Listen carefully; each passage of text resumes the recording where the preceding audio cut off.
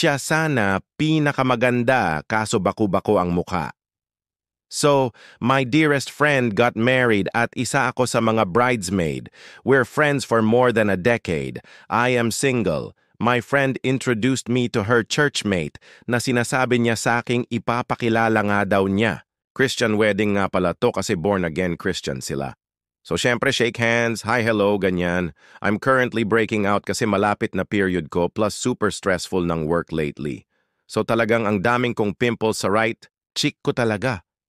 Nakakainis din talaga haha maski ako nababad trip. Occasional lang breakout ko pero tumapat pa talaga sa wedding. So tapos na ang ceremony at socials na lang. Nag-CR ako. Ang CR ng Women at Men is magkadikit lang tapos may high wall. Pero rinig mo kapag may mag-uusap sa kabilang side kasi may open space sa taas. Narinig ko siya at kung sino man yung kasama niya.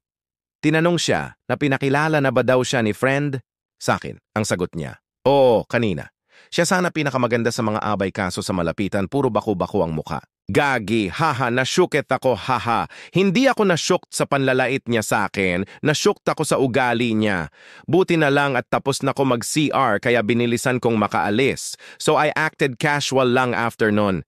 Kasi magkasama kami sa table so tamang tango-tango lang ganto ganyan.